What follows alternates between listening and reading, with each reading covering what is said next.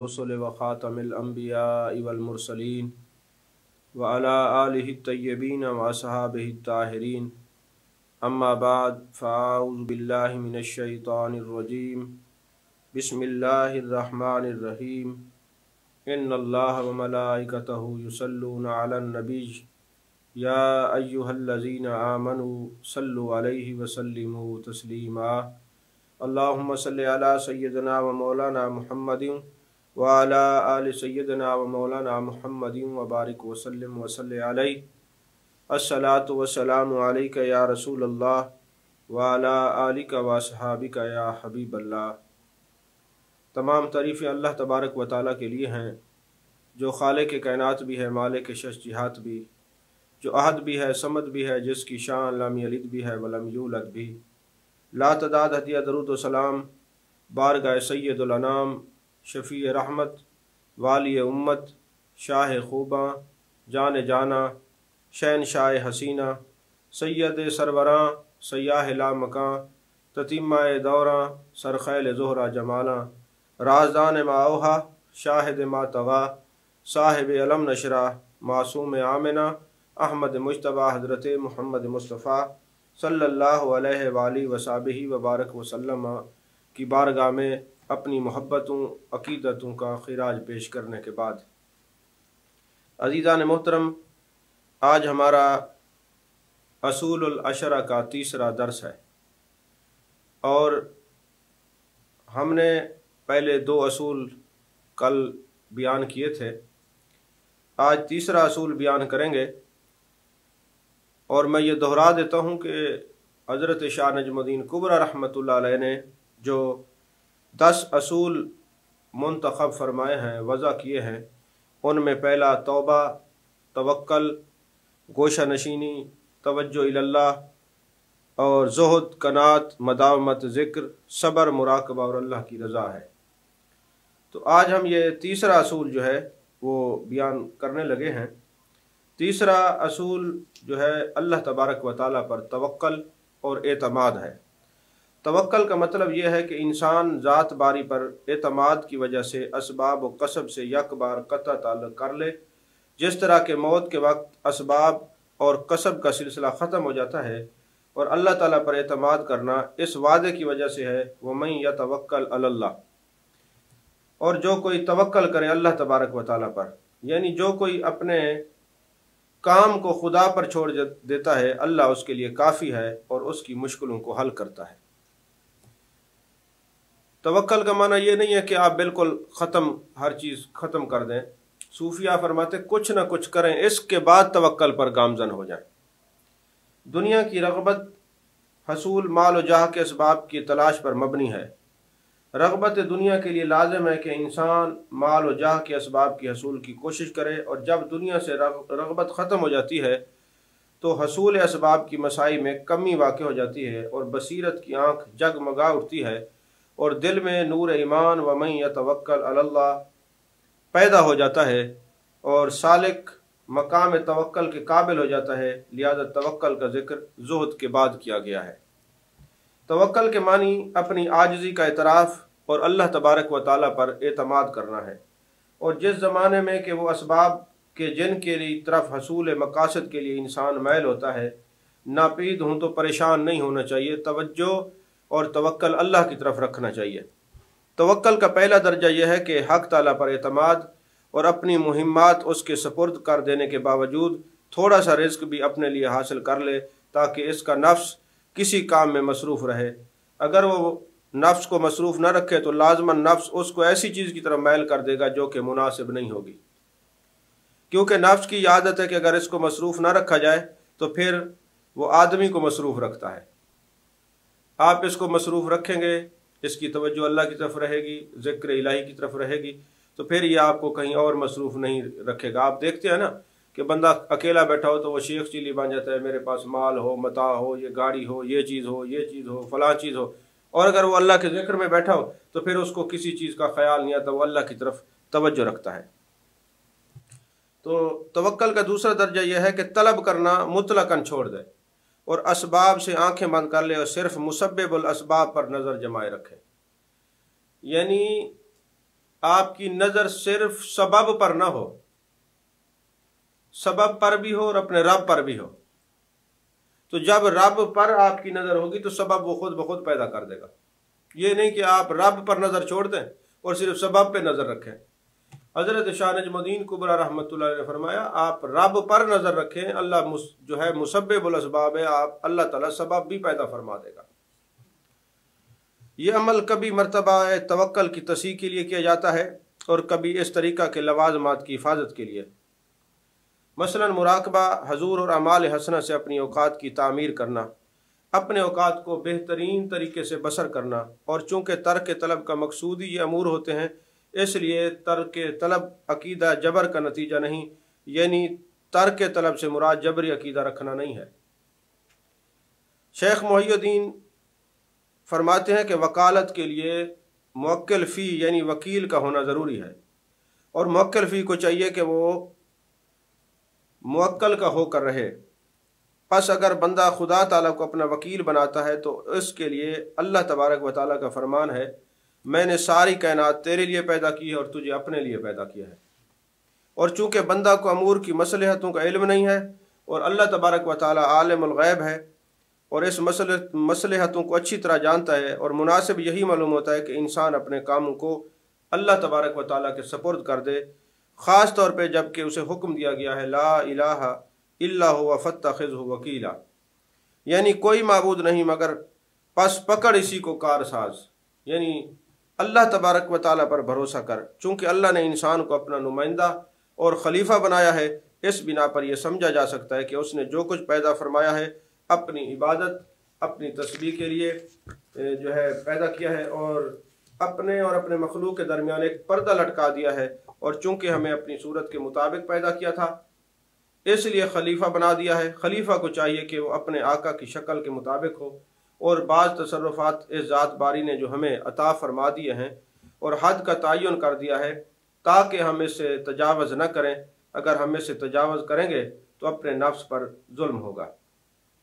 دوسرے یہ بھی ہے کہ عارفوں کے نزدیک توکل کے 487 درجات ہیں، ایک نہیں ہے، اور ایک فرقہ ہے جو اپنے آپ کو ہر وقت جان بوجھ کے تان و تشنیع کا شکار میں رکھتا ہے، ان کے نزدیک 456 درجے ہیں، اور جب کسی کو توکل نصیب ہو جاتا ہے تو اللہ اس میں 4 کرامات پیدا کر دیتا ہے۔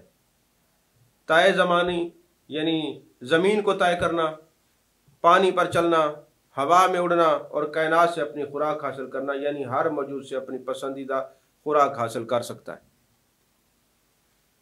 اس پر کئی واقعات ہیں، رسالہ کشیریہ دیکھیں، کشف المعجوب دیکھیں، احیاء العلوم دیکھیں، بڑے بڑے بزرگ ہیں، دودھ طلب کرتے ہیں تو غیب سے دودھ مل جاتا ہے، ایڑیاں مارتے ہیں تو چشمے پھوٹ جاتے ہیں، کئی چیزیں ہیں ایسی۔ ایک دفعہ حضرت فاروق اعظم رضی اللہ تعالیٰ عنہ بیٹھے ہوئے تھے تو 2 اشخاص آپ کو ملنے کے لیے آ گئے، اور دونوں کی شکل ایک جیسی تھی۔ اس کو علامہ دمیری نے لکھا ہے حیات الحیوان کے اندر، اور کئی جو ہے نا علماء نے اپنی اپنی کتابوں کے اندر سند صحیح کے ساتھ اس واقعہ کو نقل کیا ہے۔ تو حضرت فاروق اعظم رضی اللہ تعالیٰ عنہ نے دیکھا کہ دونوں کی شکل ملتی جلتی ہے، آپ نے مزاح فرمایا، فرماتے جیسے ایک کوا بیٹھا ہو دوسرا آ جائے نا تو شکلیں اتنی میچ کرتی ہیں پتہ نہیں چلتا پہلے کون بیٹھا تھا، تو آپ لوگوں کی شکلیں اتنا مشابہت رکھتی ہیں، اتنا ملتی ہیں، اتنا مماثلت ہے آپ دونوں کے اندر۔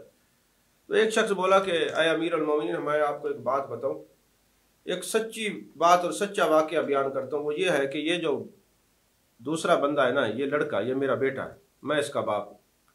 میں کہیں جا رہا تھا، جہاد کے لیے جا رہا تھا یا تجارت کے لیے، دونوں الفاظ ملتے ہیں، تو جب میں جانے لگا تو میرے گھر میں بیٹا پیدا ہونے والا تھا، تو میں نے اللہ کی بارگاہ میں عرض کی میرے مالک، جو بچہ میری بیوی کے پیٹ میں ہے میں اس کو تیری پناہ میں دیتا ہوں، تیری سپرداری میں دیتا ہوں۔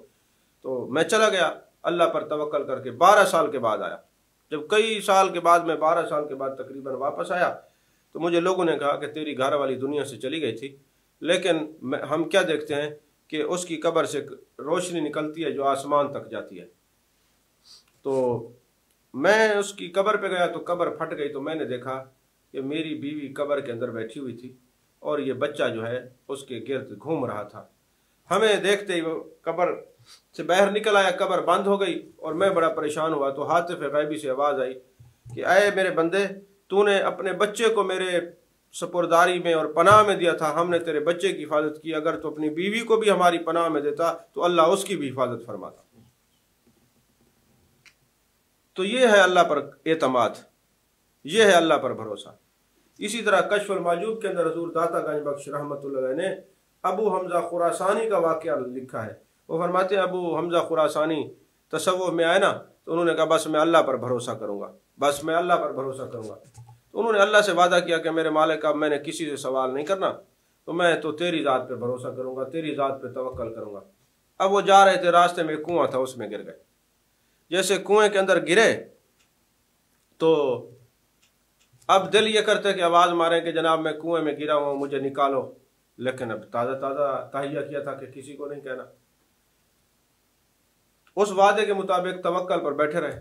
تھوڑی دیر گزری، کچھ لوگ وہاں سے گزرے، قافلہ گزرا، انہوں نے کہا یہ کنواں جو ہے راستے میں ہے، ایسا نہ کوئی اس کے اندر گر جائے، تو درخت کی لکڑیاں کاٹ کے اس کی چھت بنا دیتے ہیں اور اوپر لپائی کر دیتے ہیں تاکہ کوئی اس کے اندر گرے نہ۔ اب یہ کام اور سونے پہ سہاگا ہو گیا۔ کہتے ہیں میرا دل کرتا تھا میں آواز ماروں کہ یار مجھے نکالو، میں پڑا ہوں، پھر میں نے کہا نہیں، میں نے اللہ پر توکل کیا ہے، اب میں کسی کو نہیں کہتا۔ انہوں نے وہ چھت بند کی، چلے گئے۔ اب میں آنکھیں بند کر کے بیٹھا ہوں اور سوچ رہا ہوں کہ بس اب تیرا آخری وقت آ گیا ہے، تو نے دنیا سے چلے جانا ہے۔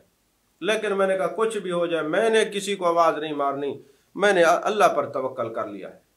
اب توکل اعتماد بھی ہو نا، حد درجے کا، ایسے نہیں توکل کر لے اور آپ بعد میں اس کو توڑ دے اور پھر کہے نہیں ہمارے پاس کی بات نہیں ہے، اس میں یقین کامل ہونا چاہیے۔ تو اعتماد کامل کا نام توکل ہے، رب پر نظر ہو، سبب پر نہ ہو، یہ بات یاد رکھیں۔ اب جناب والا وہ رات کو جب کچھ رات کا عرصہ گزرا تو کہتے ہیں میں نے دیکھا دو چھوٹی چھوٹی روشنیاں میری طرف آ رہی ہیں۔ تو وہ ایک بہت بڑا اژدہا تھا، اس نے اپنے آپ کو میرے جسم سے لپیٹا اور مجھے کھینچ کے باہر نکال دیا۔ اب میں جب باہر آیا تو ہاتف غیبی سے آواز آئی جو اللہ پر توکل کر لیتا ہے پھر اللہ موت کو زندگی بنا کے اس کی حفاظت کرتا ہے۔ یہ ہے اللہ پر توکل کرنا، اللہ پر اعتماد کرنا۔ اب دیکھیں نا صوفیاء کرام کی جو تعلیم ہے کہ توجہ اللہ کی طرف رکھنی ہے، ہمارا محبوب حقیقی، مطلوب حقیقی اللہ ہے، ہم نے اللہ پر بھروسہ کرنا ہے، اللہ پر تکیہ کرنا ہے، غیر کی تو بات ہی نہیں ہے۔ اصل مواحد، اصل توحید بیان کرنے والے تو صوفیاء کرام ہیں۔ تو ان اصولوں میں سے چوتھا اصول ہے قناعت کا۔ قناعت کی کیا تعریف ہے؟ قناعت اسے کہتے ہیں کہ انسان نفسانی خواہشات، حیوانی لذات سے کنارہ کشی اختیار کرے، جس طرح کہ موت کے وقت ان چیزوں سے علیحدہ ہو جاتا ہے۔ وہاں البتہ وہ اشیاء جو ایک حد تک ناگزیر ہیں ان سے کنارہ کشی لازمی نہیں، پس چاہیے کہ کھانے میں، پہننے میں اور سکونت کے سلسلے میں حد ضرورت سے تجاوز نہ کریں۔ آپ نے ایک بات غور کیا ہے، ایک بات پہ توجہ فرمائی ہے کہ شاہ نجم الدین جو ہے نا رحمۃ اللہ علیہ ایک بات بار بار کرتے ہیں، یہ چیز چھوڑ دو ورنہ موت آ جائے گی، پھر بھی تو چھوڑنی پڑے گی۔ ابھی چھوڑ دو، اللہ کی طرف توجہ کر لو، ورنہ موت آ جائے گی، پھر بھی تو چھوڑو گے۔ تو زندہ بھی ہو تب یہ خواہشات نفس ان کو چھوڑ دے، اسی کو کہتے ہیں موتو قبل ان تموتو، مرنے سے پہلے مر جا، یہ درجہ ہے۔ اور جو مرنے سے پہلے مر جاتا ہے وہ اس کی قبر زندہ رہتی ہے، پھر وہ فنا سے مٹتا نہیں ہے۔ فنا کیسی، بقا کیسی، جب اس کے آشنا ٹھہرے، کبھی اس گھر میں آ نکلے کبھی اس گھر میں جا ٹھہرے۔ شاہ نجم الدین کبریٰ رحمۃ اللہ علیہ یہ بتانا چاہتے ہیں۔ تو قناعت کا ذکر توکل کے بعد کیا گیا ہے، کیونکہ قناعت توکل کے بعد پیدا ہوتی ہے۔ اکابر بزرگ صوفیہ نے قناعت کی یوں تفسیر بیان کی ہے کہ موجودہ چیزوں پر اکتفا کیا جائے، جو کچھ ہے بس اس پر اکتفا کرے، زیادہ کی لالچ نہ ہو۔ اور شیخ محی الدین قدس سرہ العزیز فرماتے ہیں قناعت نام ہے اس کا کہ انسان صرف اللہ تعالیٰ سے سوال اور طلب کرے، نہ کہ کسی غیر اللہ سے، غیر سے نہیں۔ اور کہا کہ اکابر کی موجود پر ہی اکتفا کرنے سے مراد یہ ہے کہ سوال اور طلب میں اللہ جل مجدہ پر ہی اکتفا کیا جائے۔ اور شیخ بزرگوار کا یہی قول ہے کہ بقدر ضرورت جو چیز موجود ہے اس پر اکتفا کریں، قناعت یہی ہے، یہی حقیقی قناعت ہے۔ शाह नजम उद्दीन कुबरा फरमाते हैं बस ज़्यादा की लालच ना हो, बस जो कुछ है इसी पर सब्र शुक्र करना, ये कनात है। तमा करो मत, बस तमा नहीं रखना किसी चीज़ का, इसको कनात कहते हैं। और इसमें 10वें असूलों में से 10 असूलों में से 5वां असूल जो है वो गोशा नशीनी है। अब गोशा नशीनी की क्या तारीफ की है? फरमाते हैं कि लोगों से अपनी मर्जी से तर्क ताल्लुकात और अलहदगी अख्तियार की जाए जैसा कि मौत के वक्त होता है। फिर वही बात लाते हैं, फरमाते हैं अब कब्र में तो अकेले जाना है ना, तो फिर उस वक्त तो तुम्हें ज़बरदस्ती ले जाया जाएगा। जैसे एक बाबा एक मजजूब बैठा रो रहा था बाजार के अंदर, और अगले दिन लोगों ने देखा कि वही बाबा कब्रिस्तान में रो रहा है। पूछा बाबा तुझे क्या हुआ, कल तू बाजार में रो रहा था, आज कब्रिस्तान में। कहने लगे कल मैंने एक तमाशा देखा अपनी आंखों से, वो ये है कि अल्लाह की रहमत पुकार रही थी, है कोई मुझसे मांगने वाला। ये बाजार में अल्लाह की तरफ तवज्जो ही नहीं करते थे। कल उसकी रहमत मुतवज्जह थी, लोग मुतवज्जह नहीं थे। आज लोगों ने ज़बरदस्ती उठा के इनको अल्लाह की बारगाह में पेश कर दिया। अब ये रो रहे हैं कि तू मान जा, वो नहीं मानता। कल बाजार वालों को देख के रो रहा था, आज कब्रिस्तान वालों को देख के रो रहा। तो फरमाते हैं कि जैसे कि मौत के वक्त होगा, अलहदगी होगी, गोशा नशीनी होगी, अकेली कब्र होगी, तो क्या हाल होगा कब्र का। हमें तो लगता है ये कब्रिस्तान ऊपर कब्र हैं, शहर खामोशा, इसलिए कहा जाता है बहर खामोशी है। अंदर किसी की कब्र जन्नत के बागात बने हुए हैं, किसी जहन्नम का गढ़ा। अंदर तो सबकी अपनी अपनी स्टोरियाँ चल रही है। किसी को सरकार की ज़ियारत हो रही है, दीदार हो रहा है, किसी से सवालात हो रहे हैं, किसी को जन्नत का लिबास पहनाया जा रहा है, किसी को अजीब, हर कब्र की अलहदा स्टोरी है, अलहदा कहानी है। तो फरमाते हैं कि लोगों से अपनी मर्जी से तर्क ताल्लुकात और अलहदगी अख्तियार की जाए जैसा कि मौत के वक्त तो होता है, फिर तो होगा ना। हाँ अलबत्ता अपने पीर की खिदमत में रहे जो खुदा रसीदा हो और मुरीद के लिए उसका मुरब्बी हो। ऐसे शख्स की मिसाल मुर्दा नहलाने वाले गस्साल की सी है। बस मुनासिब यही है कि वह अपने शेख के पास इस तरह हो जैसे मुर्दा गुस्ल देने के पास होता है, गुस्ल देने वाले के पास होता है। शेख उसकी बेगानगी की आलूदगी और फना पजीर होने की नापाकी को विलायत के पानी से धो डाले, यानी रूह और नफ्स के मिलने से जो आलूदगी पैदा होती है और जो शहूद दैमी में रुकावट सबब बनी है उसे मिटा दे। और शहूद दैमी से मुराद सलात दैमी है, यानी आप नमाज पढ़ते ना हाथ उठाते हैं, यानी हमने दुनिया से हाथ उठा लिया, अल्लाह की तरफ मुतवज्जे हो गए। यही कैफियत हर वक्त रहे, तवज्जो इल्लल्लाह रहे, अल्लाह की तरफ मुतवज्जे रहे। तो आपने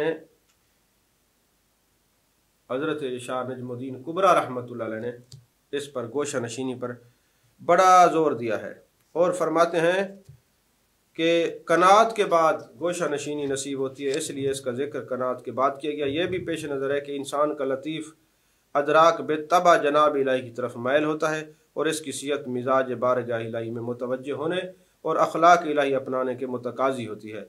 लेकिन बदन से ताल्लुक़ की वजह से नीज़ इस वजह से कि हवास के रोशनदान खुले हों, इसमें कुछ सूरतें पैदा हो जाती हैं जिनसे वो चिमट गया। यहाँ पर एक बात जो है ना वो ये समझने की है कि ये बता रहे हैं कि इंसान के जिस्म में इतने मुख्तलिफ 8 दरवाजे हैं, उनको बंद करें तो अंदर के हवास खुल जाते हैं।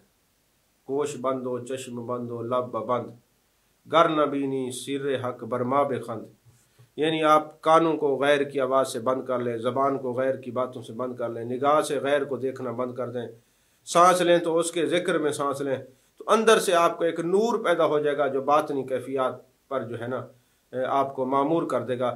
जैसे कि तफसीर दुर मंसूर के अंदर इन्ना आतना कल कौसर के अंदर एक हदीस पाक है कि हज़रत उम्मुल मोमिनीन हज़रत आयशा सिद्दीक़ा रज़ी अल्लाह ताला अन्हा फरमाती हैं कि मैंने नबी पाक सल्लल्लाहु अलैहि वसल्लम से पूछा कि हजूर ये बताएं कि जब दोनों ये कान उंगलियां दे दी जाए, कानों के अंदर कान बंद कर दिया जाए तो बॉडी के अंदर से आवाज़ आती है, तो ये किस चीज़ की आवाज़ है? तो दुबई के अंदर तो अब कई मरकज़ बन गए हैं, वो अंदर से जनाब वाला वो जी योगा करा रहे हैं और ये फलां करा रहे हैं, और जनाब अंग्रेज़ों ने इस पर काफ़ी लिटरेचर लिखा है, बॉडी के अंदर जो